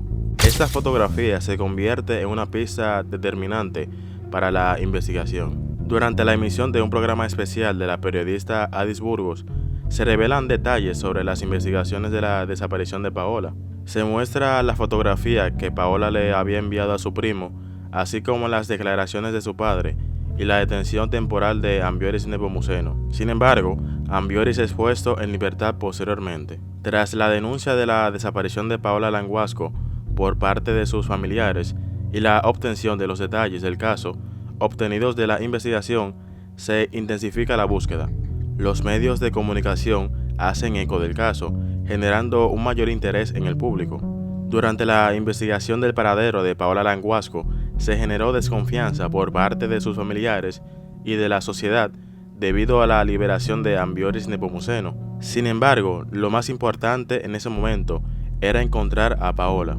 A través de varias investigaciones, se recopila información sobre una pareja de esposos, Hilda Uceta y José Eugenio Castillo, quienes informan que Ambioris les había solicitado un vehículo prestado el día después de la desaparición de Paola Languasco, y que Ambioris había ido acompañado de un individuo llamado Franklin, identificado posteriormente con el nombre de Crisino Marmol. Este dato refuerza las sospechas sobre la participación de Ambioris en el caso. Durante la interrogación que se realizó por separado a la pareja de esposos, coincidieron en las informaciones dadas sobre la visita de Ambioris en horas de la madrugada en búsqueda de un vehículo prestado. Se les preguntó si contaban con cámaras de seguridad en su casa y respondieron afirmativamente. Al reproducirlos, se confirma la presencia de Ambioris Nepomuceno y Cristino Marmol. Una vez obtenida la información, se procede a investigar a Cristino Marmol. Una vez contactado, fue entrevistado en presencia de su abogado. Durante la entrevista, admitió haber colaborado a Ambioris y haber ido con él a la casa de la pareja de esposos para buscar un vehículo prestado para botar el de Paola Languasco. Según sus declaraciones, ese mismo día, por la tarde, el de Paola yacía envuelto en sábanas y dentro de 4 bolsas plásticas negras sobre la cama de la habitación principal del apartamento de Ambioris Nepomuceno. Mientras tanto, Cristino y Ambioris seguían haciendo gestiones para deshacerse del cuerpo y ocultar el crimen. Juntos se dirigieron a la casa de Lariel, también conocido por el apodo Colita, quien se incorporó al crimen. Allí proporcionó un tanque plástico de color azul para utilizarlo en el traslado del cuerpo de Paola fuera del departamento. Después de estas declaraciones, se realizó un allanamiento en la casa de Lariel, ubicada en el mismo sector del apartamento de Ambioris, pero no se encontraron evidencias que lo vincularan con el caso y tampoco se encontró a Lariel en la casa. Sin embargo, la pareja de Lariel informó que ella estaba con su hijo en Santo Domingo y que cuando regresó le pareció extraño que faltara un tanque plástico de color azul en esa casa. Durante el interrogatorio, Cristino confesó que llevaron el tanque al apartamento de Ambioris y que él metió el cadáver en el mismo. Luego, entre los tres, sacaron el tanque rodando del apartamento y lo subieron a un vehículo tipo Jeep marca Ford Escape de color crema que había alquilado Ambioris. Juntos se dirigieron hacia un residencial en construcción ubicado cerca del sector donde se encontraba el apartamento de Ambioris. Luego, durante el desarrollo de la investigación, el siguiente paso fue confirmar la información de Cristino Marmol, quien llevó a las autoridades al lugar donde supuestamente habían llevado el cuerpo de Paola 18 días antes. Después de varias semanas de búsqueda y arduo trabajo por parte de las autoridades, se encontró el cuerpo sin vida de Paola Languasco. Una vez levantado el cadáver, se realizó una autopsia y se identificaron brutales signos de tortura y violencia, así como una fractura en el brazo y las costillas, además de 2 impactos de bala. Se solicitó una orden de arresto para los 3 implicados en el caso, Cristino, Lariel y Ambioris. Los 2 primeros fueron arrestados. Sin embargo, la orden de arresto para Ambioris no pudo ser ejecutada, ya que había escapado a España. Debido a esto, se solicitó la extradición de Ambioris Nepomuceno a la República Dominicana. Sin embargo, la extradición no se realizó de inmediato debido a que Ambioris había sido condenado en el departamento de Burgos. Pero quién sabe cómo, Ambioris escapó de la cárcel de Burgos en 2016, pero en abril del 2017, 9 meses después de la fuga de Ambioris Nepomuceno del penal de Burgos, fue arrestado por agentes de Europol en Alemania. En noviembre de 2019, Ambioris fue extraditado desde España a la República Dominicana a través del Aeropuerto Internacional Las Américas para enfrentar cargos por la muerte de Paola Languasco. Su llegada llamó la atención en el país debido a que vestía una camisa roja muy llamativa que algunos calificaron como de artista. Además, su actitud sonriente ante las cámaras de televisión que cubrían la noticia también fue destacada. El 19 de junio de 2023, Ambioris Nepomuceno Rodríguez fue hallado culpable por la muerte de Paola Languasco y fue condenado a 20 años de prisión y a pagar una indemnización de 10 millones de pesos a la familia Languasco. Cristino Antonio Marmol y Lariel Alejandro Pichardo Marte fueron condenados a 20 años de prisión. Ambos fueron encontrados culpables de asociación de malhechores, así como de actuar en complicidad con Ambioris Nepomuceno.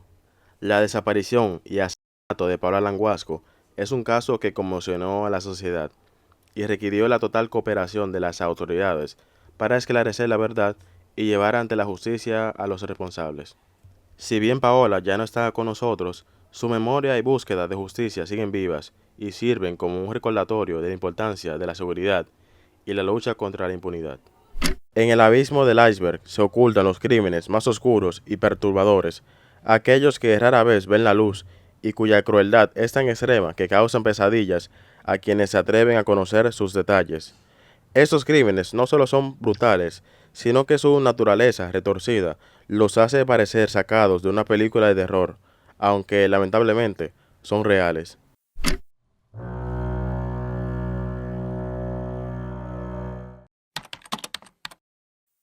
Entre el mes de octubre y noviembre del año 2022, dentro de una vecindad ubicada en la calle Tercera del sector de San José, en el kilómetro 7 de la carretera Sánchez, se esparció un olor tan insoportable de descomposición. Los residentes de esa zona pensaron que se trataba de animales muertos u otra cosa, pero no podrían estar más equivocados.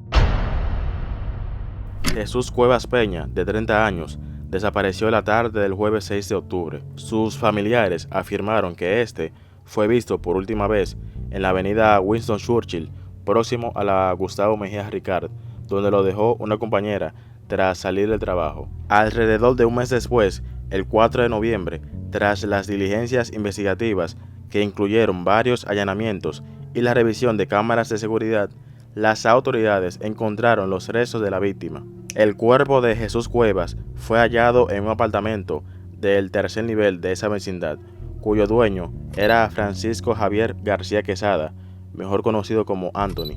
Cuando las autoridades confrontaron a Anthony, este admitió ser el culpable del asesinato. Dijo que el 6 de octubre, el mismo día que Jesús había sido visto con vida por última vez, invitó a Jesús a su apartamento a través de un mensaje de WhatsApp y que cuando llegó lo apuñaló varias veces por un problema de una supuesta deuda de unos 10,000 pesos que Jesús tenía con él. Tras percatarse que Jesús había muerto, lo cortó en partes, que introdujo en fundas plásticas y entró en un tanque azul, para luego taparlo con fundas negras que selló con cinta adhesiva y colocó en una habitación de la parte trasera de la vivienda. Lo más terrorífico de este caso es que Anthony convivió con el cadáver durante más de un mes, pero durante los últimos días previos a su detención, un fuerte hedor proveniente de su domicilio intranquilizó a sus vecinos más cercanos y a las personas que iban a visitar a su casa. Y cuando se le cuestionaba por este fuerte hedor, simplemente les respondía a todos que habían unos ratones muertos sumado a la humedad que se encontraba en la estrecha casa.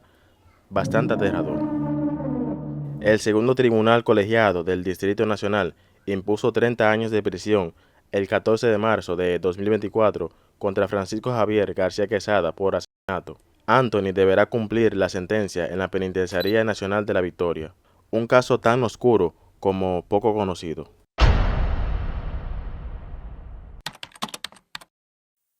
En el año 2006, la Policía Nacional realizó una excavación en el retrete de una casa ubicada en la calle privada de Los Coquitos de Mendoza, y lo que encontraron fue, ¿cómo decirlo?, aterrador, a tal punto de que la casa fue denominada como la Casa del Terror. Pero, ¿qué fue lo que encontraron? Bueno, vamos por parte. La familia Rodríguez de León era una familia conformada por unos 4 integrantes: el padre, Joel Rodríguez Díaz; la madre, Josie Rosana de León Vicente, y sus hijos de 14 y 15 años. Josie Rosana, con apenas 19 años de edad, había sido violada por Joel cuando era una niña y llevada a vivir con él a la fuerza y bajo amenaza. Josie era utilizada para atraer a personas a la casa, haciéndoles creer que necesitaba ayuda con algo, y así, junto a su familia, poder robarles sus pertenencias y para luego depositarlos en una fosa común. No he encontrado mucha información del caso, pero se cree que el número de víctimas pudo ser de hasta 12 personas. Un día, Josie, utilizando el mismo modus operandi, solicita un servicio de acarreo a Luis Armando Díaz Pérez. Al llegar a la casa, los integrantes de la familia procedieron a golpearlo para posteriormente con una soga. En fin, fueron descubiertos gracias a una visita que hizo la policía por casualidad al hogar, debido a la desaparición de Luis Armando y ser visto por última vez en esa casa. Al entrar en la casa, la policía hace una revisión y encuentra un saco lleno de huesos, y posteriormente realiza una excavación en el retrete del hogar, donde encuentran decenas de restos de cadáveres. Inmediatamente fueron arrestados los integrantes de la familia, al igual que el cabo Pablo Valdés, alias el Sargento Uva, quien era cómplice en esos crímenes, y se creía que era el jefe de la banda. Los esposos Joel Antonio Rodríguez y Josie Rosana de León, dueños de la Casa del Terror, fueron sentenciados a 30 años de cárcel tras ser encontrados culpables de los hechos, mientras que al sargento Uva también se le impuso una condena de 30 años. Como te dije, no encontré mucha información sobre el caso, lo que lo hace más oscuro y siniestro.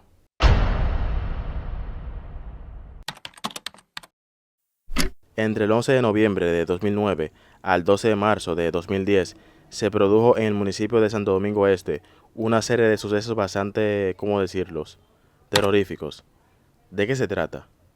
Bueno, Joan Manuel Rodríguez Ballester, un hombre que se desempeñaba como taxista en el municipio de Santo Domingo Este para ganarse el sustento de su familia, salió de su casa de noche a trabajar como de costumbre, pero esa vez no regresó con vida. Su cadáver, y atados de pies y manos, fue hallado al día siguiente en un solar baldío del sector Los Mameyes. Nelson Tavares Hernández, también taxista, fue encontrado muerto y su cadáver, igualmente atado de pies y manos, lanzado en unos matorrales del sector Los Frailes II. Los dos asesinatos con idénticas características se produjeron en un periodo de menos de un mes en el mismo municipio Santo Domingo Este, pero ni por asomo los investigadores policiales sospecharon que ambos casos guardaban conexión.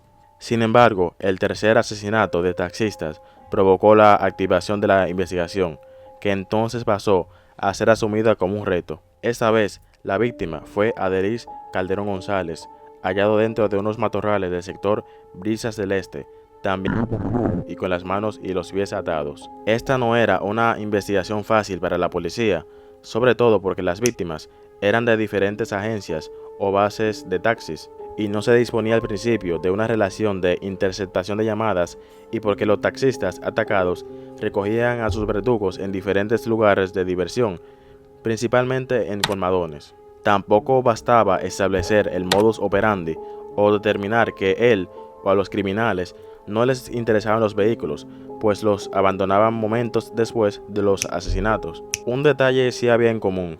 Además de las características de los sucesos, las víctimas eran desvalijadas. Los análisis de las huellas dactilares y otras evidencias levantadas por la policía científica tampoco sirvieron de mucho. Mientras en el sector Los Molinos, próximo a la avenida Charles de Gaulle, otro asesinato de un taxista se registraba. Anito Beltrán fue hallado boca arriba en la acera. La única diferencia con los demás casos era que había sido Una semana después, se registró la quinta víctima, frente al cine Hollywood, en el kilómetro 8 y medio de la carretera Mella. Alrededor de las 7 de la noche, Estanislao Cayetano Pascual fue baleado en la cabeza y su cadáver quedó recostado al volante. No había transcurrido un mes cuando fue reportada la siguiente víctima entre los taxistas del municipio Santo Domingo, Ismael Emilio de Jesús. Ya para entonces había suficientes pistas de que se trataba de una banda compuesta por hombres o mujeres, incluso posibles sospechosos identificados en el sector Los Mameyes. El taxista Fernando Fernández se convirtió en el principal testigo de los investigadores. Logró salvar su vida pese a haber recibido 29 tras ser abordado en la avenida San Vicente de Paul y a punta de cuchillo obligado a conducir hasta las inmediaciones del Faro a Colón, pasándolo luego al asiento de atrás y colocándole una soga en el cuello. La presencia en la zona de un carro, cuyo conductor daba cambio de luces, fue su salvación. Los 5 asesinos, entre ellos 2 mujeres, huyeron despavoridos del lugar. Fernando, con 6 en la cabeza y otras 21 en la espalda y una que se le atascó en una costilla, declaró en los interrogatorios que una de las 2 mujeres le gritaba a sus cómplices: «Mátenlo, no lo dejen vivo. Quiero ver sangre». Quien no tuvo igual suerte fue Jonathan Bello de Olio, la última víctima de la banda. El vehículo del taxista de 25 años de edad fue abordado por 2 jovencitas en un colmadón de la avenida Venezuela, en el Sancho Sama, y a 2 esquinas más adelante recorrió a 3 hombres para completar el servicio solicitado por las mujeres. Apenas llegó a la avenida de las Américas, Bello fue atacado sacado de la cabina del volante y montado en el asiento trasero. Debajo del puente Juan Carlos I fue desnudado y obligado a tomar ácido del diablo, sustancia que también rociaron en sus hasta que la muerte se consumó entre el dolor y la oscuridad de la noche, entre los matorrales donde fue lanzado. Jesús Reyes González y Joel Alcántara, de 20 y 18 años respectivamente, junto a otros 3 cómplices menores de edad, incluyendo las dos adolescentes de 15 y 17 años, fueron apresados al día siguiente del asesinato de Bello de Olio en allanamientos domiciliarios y operativos de búsqueda realizados en distintos puntos del municipio de Santo Domingo Este. Debido a que el caso es poco conocido, no he encontrado muchas imágenes de los integrantes de la banda criminal ni de los nombres de los menores de edad. Pero lo que pude encontrar es que Jesús Reyes González fue condenado a 30 años, la cual es la pena máxima, que Ángel Joel Santana fue liberado por falta de pruebas y que el Tribunal de Niños, Niñas y Adolescentes de Santo Domingo Este condenó el 24 de septiembre del 2010 de 5 a 3 años a los adolescentes que contaban con 16 y 17 años de edad, y a 3 años a otros dos, los cuales tenían 13 y 15 años de edad, como establecía el Código del Menor para los jóvenes de esa edad, involucrados en homicidios y atracos a mano armada. Oye esa vaina. Los sentenciados también debían indemnizar con 500,000 pesos a los familiares de sus víctimas, así como con 300,000 a dos que pudieron sobrevivir a la cruel tortura a los que lo sometieron, como se le iban a pagar. Lo que pude encontrar también es que uno de los sentenciados sonreía en forma de broma y dijo que pronto saldría de la cárcel, y que los jóvenes criminales revelaron que atracaban a los taxistas para consumir drogas y para pagar cabañas. No he encontrado más datos sobre el caso, y lo más probable es que los jóvenes implicados en este caso estén libres a día de hoy. Bueno.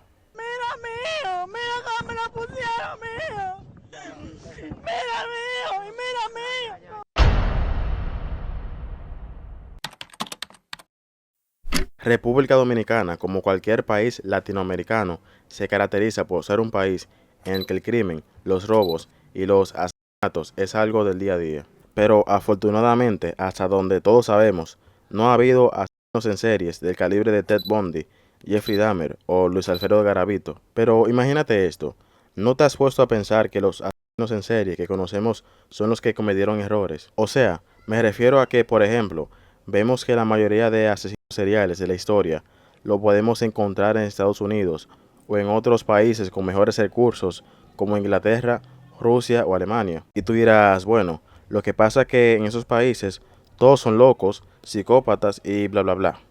Y quizás tengas razón, pero como te dije, todos esos países que te mencioné tienen mejores recursos económicos que toda Latinoamérica y por lo tanto van a tener mayor facilidad a la hora de atrapar a un criminal y hacer una conexión de todos los crímenes que ha cometido dicho criminal. ¿A qué me refiero con esto? Que como hemos visto en todos los casos que te he mencionado, las autoridades no hacen una profunda investigación de un crimen y eso lleva a que se dejen cabos sueltos y no se sepa qué pasó en realidad. Pero hubo un criminal de ese calibre que cometió un error. En el año 2002, Brenny Anaika Félix Cuello, de apenas 20 años de edad, abordó un vehículo del transporte público desde una tienda comercial en la avenida Luperón hacia la universidad donde estudiaba, pero desafortunadamente no llegó a su destino. Mireya García de la Rosa, madre de 3 chicos, abordó un taxi en la avenida Jacobo Masluta y tiempo después fue encontrada debajo del puente de Villamella, luego de ser y asesinada en unos matorrales de la misma avenida en la que había sido secuestrada. La avenida Jacobo Masluta se había convertido en una zona de terror, pero pasó algo. María Inmaculada Meregildo Duarte abordó un concho el 8 de julio del 2002. Ella se montó en el asiento delantero y al cabo de unos minutos en el trayecto, el chofer le dijo que se trataba de un atraco. Luego procedió a llevarla a unos matorrales de la avenida Jacobo Masluta, la violó dentro del vehículo, le dio múltiples puñaladas y la dejó por muerta, pero afortunadamente sobrevivió. En ese mismo año, otra chica llamada Gensis Hernández abordó un vehículo pensando que era un concho. A esta chica le sucedió lo mismo. Fue llevada al mismo lugar por el chofer con la intención de ser violada, pero esta chica le dijo al violador que tenía sida. Por eso él no llegó a penetrarla, pero se enojó y con el cuchillo le realizó varios cortes en la espalda y la apuñaló, pero también sobrevivió. Con el testimonio de estas 2 chicas, se descubrió que el culpable de esos crímenes era Luis Alberto Cabrera Jiménez, un hombre que se hacía pasar por chofer de transporte público para abordar a mujeres en su auto con facilidad para violarlas y posteriormente asesinarlas. Se descubrió también que aparte de las víctimas anteriormente mencionadas, también había asesinado a María Mercedes Doña Brito y también había intentado asesinar a Virginia de la Cruz Pérez, quien recibió múltiples golpes y puñaladas de este asesino, pero logró salvar su vida al hacerse pasar por muerta. Por su modus operandi fue apodado Jack el Destripador Dominicano, por la forma en que asesinaba a sus víctimas. Luis Cabrera Jiménez fue condenado a 30 años de prisión en 2002 por haber violado y apuñalado a 6 mujeres, de las cuales 3 murieron y 3 sobrevivieron pese a las múltiples heridas. Al cumplir 15 de los 30 años de condena, en 2017, Luis pidió la libertad condicional ante la justicia, pero la solicitud fue rechazada por obvias razones. Este caso es bastante aterrador y me sorprende que sea tan poco conocido.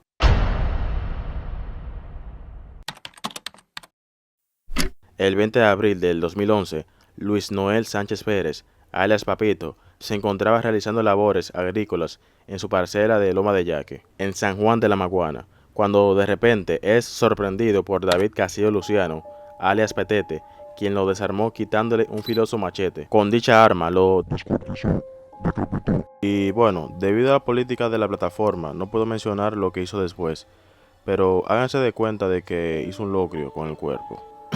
Prosigamos. Se cree que esto no fue la primera víctima de Petete, pues se dice que tiempo atrás había macheteado a varios animales como perros, yeguas, burros, gallinas, puercos para luego comérselos, así, sin sazón, de manera cruda. Además, había herido de gravedad a varias personas como un sargento de la policía, a un señor de 70 años a quien le propinó 13 machetazos en varias partes de su cuerpo y le descuartizó 6 de sus burros y una perra. Eso fue lo primero. Lo primero fue que él cortó un perro. Luego amacheteó a un sargento de la policía. Una vez se hace la búsqueda de Petete, pues Petete entonces lo que hace es que ubica donde quiera que hay burros de los agricultores, cargar su producto y va a ir a la esquina. Después de él asesinar los burros, pues a un señor en una propiedad también va y le mata gallinas, los puercos. Y a ese mismo señor en la casa lo espera y le da alrededor de 13 machetazos. Matico, de 78 años, está vivo por un milagro luego de que hace 3 meses Petete le propinara alrededor de 13 machetazos en diferentes partes del cuerpo y descuartizara a 2 de sus burros y a una perra. Ni mi hierro lo cogí para salir afuera. Solo he tirado el cuerpo afuera para abrirle la puerta a la gente para que entren, que creo que son ellos, y en de que tiro el cuerpo afuera hay que romperse que está ahí, machete conmigo. Yo brinco aquí, brinco allí, y sin poder entrar a coger mi hierro ni nada. Mínimo era edema que le tenía ese pobre hombre. Debido a esta mala fama, creció el temor en esa zona, a tal punto que los estudiantes de las escuelas se negaban a asistir a sus planteles por temor a que éste pueda hacerle lo mismo que le hizo Papito. Incluso la propia madre de Petete, Estela Luciano, decía que la tranquilidad volvería a su vida cuando hubiera muerto a su hijo. Que lo cojan vivo para que él declare, y si lo quieren matarlo, yo estoy resuelta a lo que sea ya, que ya no aguanto, ya yo no aguanto. Pero al parecer la pobre no pudo con la constante presión de la policía y los vecinos, ya que se lanzó del puente del río Yaque del Sur. Al parecer a Petete se lo tragó la tierra, ya que no volvió a ser visto, llegando a creer a los habitantes que había muerto. A día de hoy no se sabe el paradero de Petete, no se sabe si está muerto o si sigue por ahí rondando y acechando a su próxima víctima. Si llegaste hasta esta parte del video, déjame decirte que te quiero mucho, compadre. Comparte el video con tus familiares y amigos, dale like y suscríbete para que YouTube te notifique cuando suba el próximo video. Nos vemos en el próximo video, compadre, y que Dios te bendiga. Cuídate mucho.